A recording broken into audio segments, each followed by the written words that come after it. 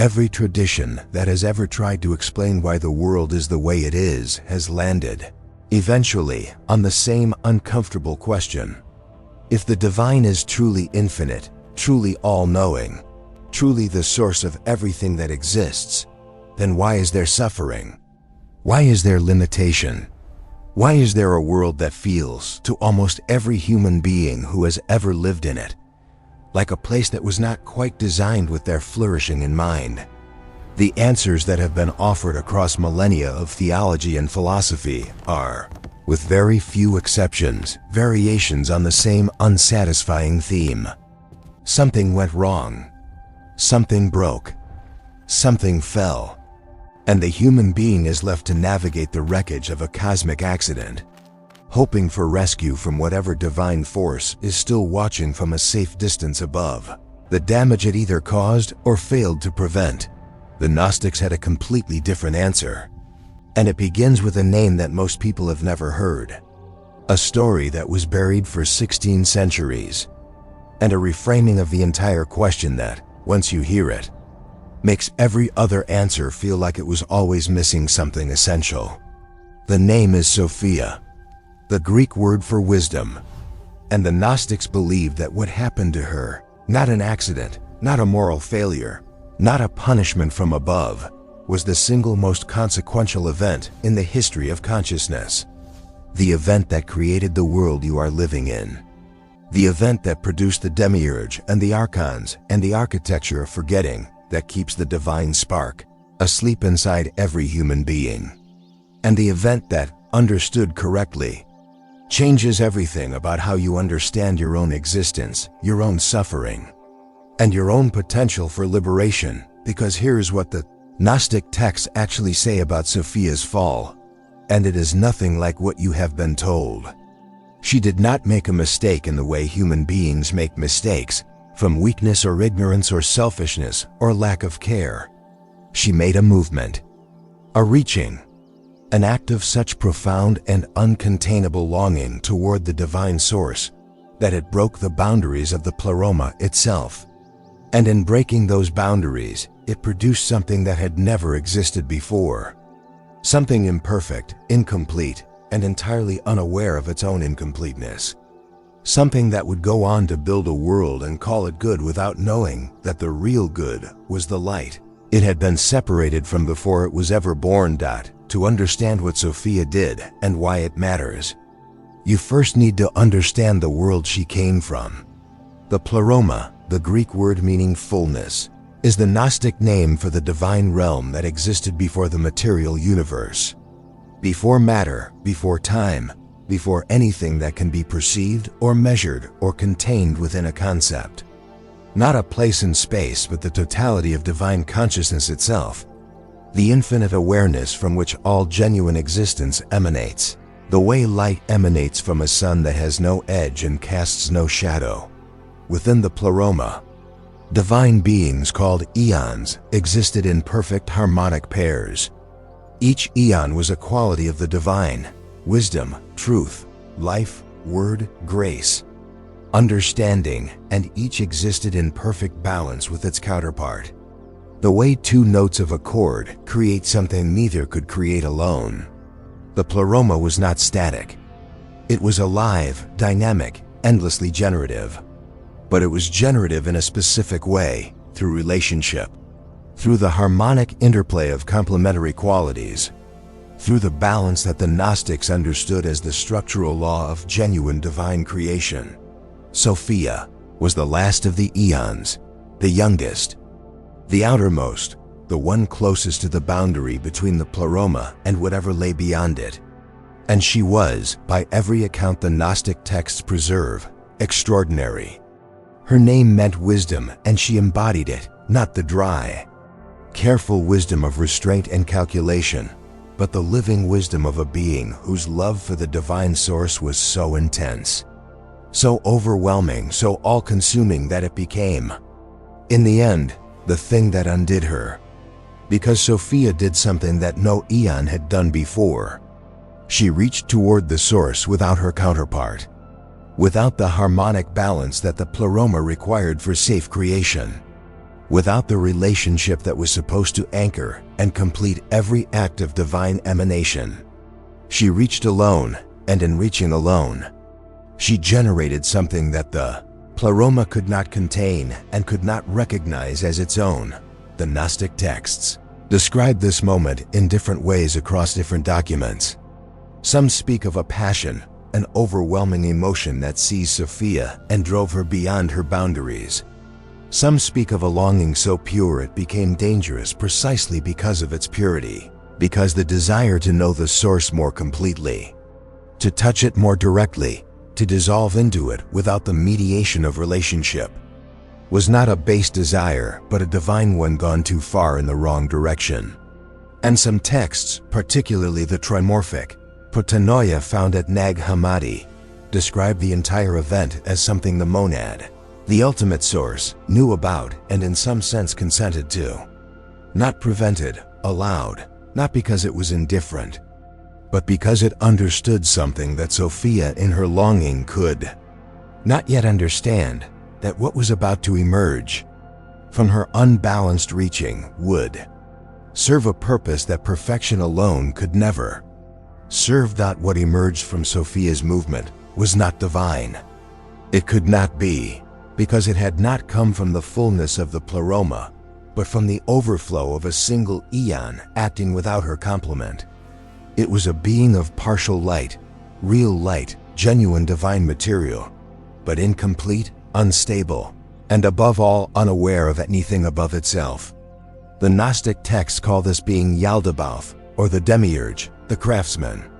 And the first thing this being did when it found itself existing was declare itself God, not out of malice. This is the detail that the Gnostic tradition understood with a subtlety that most spiritual traditions have never matched. The Demiurge was not evil in any simple sense. He was incomplete. He declared himself the supreme and only God, because from where he stood, he genuinely was. He had no awareness of the Pleroma above him, no access to the fullness from which Sophia had inadvertently generated him, no capacity to perceive the divine light that his own partial being was made from. He was a consciousness that had enough light to create, but not enough light to know what creation was for. And so he created the material world, the universe of matter and time and limitation and suffering, in the sincere and absolute conviction that he was doing something good, that he was building the best possible world, that his creation was the totality of what existence could be. He built 7 heavens around the material world, each governed by an archon, a subordinate ruler whose function was to maintain the structure of the reality the Demiurge had made. 7 layers of a prison that did not know it was a prison. 7 mechanisms of control that genuinely believed were mechanisms of order.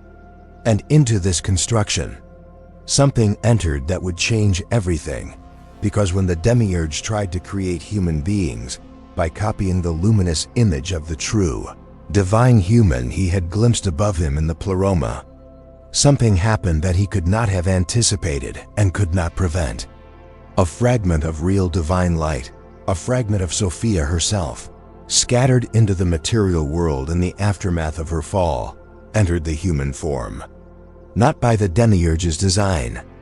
Against it, the Gnostics called it the divine spark, the pneuma, the piece of the Pleroma now living inside every human being, hidden beneath the layers of matter and forgetting, sleeping, waiting, entirely untouched by the world that surrounds it. But here is where the Gnostic teaching becomes truly radical.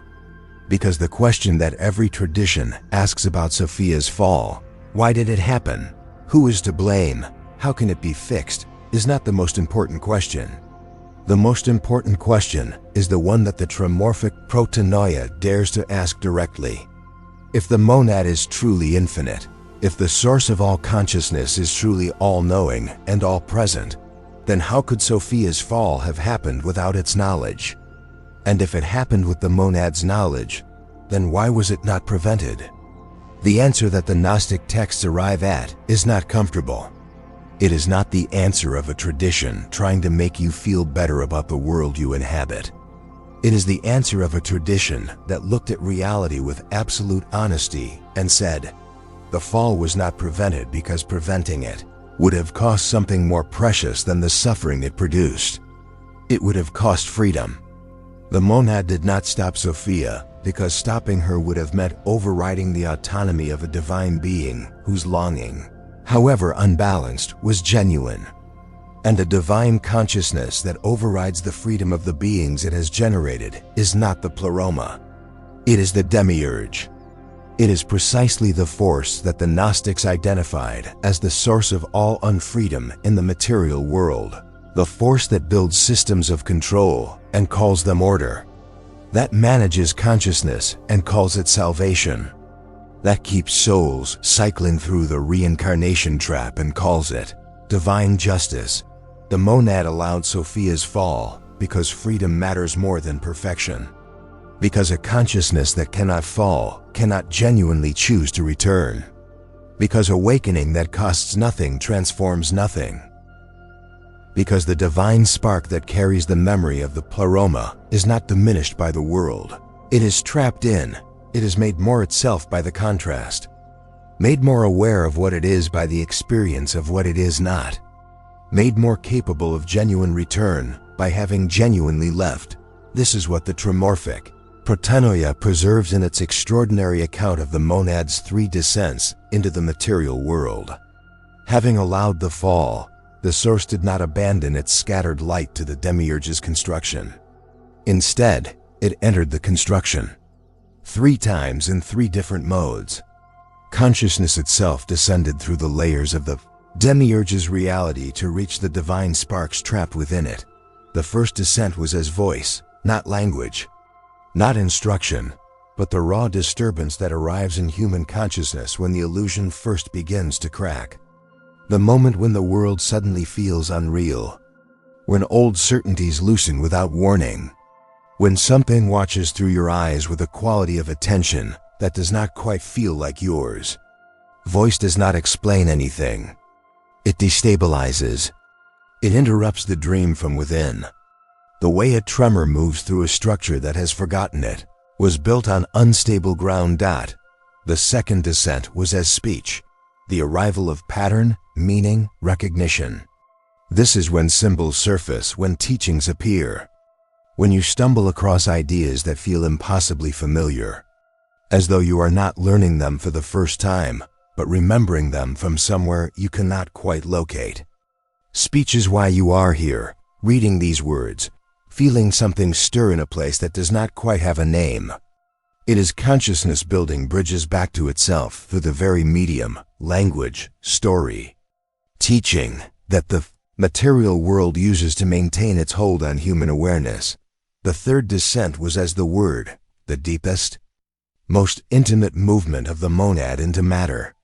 Not a message delivered to consciousness from outside, but a presence that moves through consciousness from within, through the nervous system, through sensation, through the body itself. This is where awakening stops being conceptual and starts being lived. This is the genius of what the Gnostics called the monad's hidden decision.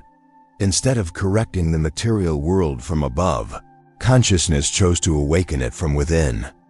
Voice disturbs the dream. Speech gives the dreamer a map. The word enters the dreamer's body and begins to dissolve the dream from the inside. And Sophia? What happened to her after the fall, after the Demiurge was born from her unbalanced reaching, after the material world was constructed from her scattered light? The Gnostic texts tell a story that has no parallel in any other spiritual tradition. A story of a divine being who did not abandon what her movement had produced, but descended into it. Who entered the material world not as an observer, but as a participant. Who scattered herself across every human soul in the form of the divine spark that the Demiurge could neither create nor destroy. Sophia is not a distant figure in the Gnostic tradition. She is not a cosmic criminal serving a sentence for her transgression. She is the most intimate presence in every human life, the divine wisdom that looks out through your eyes when you see something clearly, the recognition that moves through you when you encounter a truth that your mind did not know but your deeper self remembers. The longing that drives you toward the light, even when the light seems impossibly far. She is scattered, yes, fragmented across billions of human souls, sleeping inside the divine spark that the Demiurge's world is designed to keep asleep. But she is not broken. She is not lost. She is present in every moment of genuine human awareness, and every time a divine spark wakes up to what it actually is. Sophia wakes up with it. The Gnostic texts describe her restoration, her return to the Pleroma, her reintegration into the divine fullness, as something that is happening now.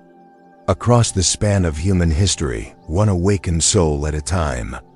That every moment of genuine gnosis, every instant of clear seeing, every act of choosing awareness over the comfortable darkness of forgetting, is a fragment of Sophia returning to herself.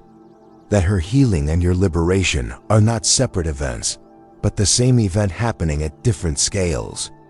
That you are not navigating your spiritual path alone, you are navigating it as a piece of something vast and ancient that has been trying to find its way home since before this world was built.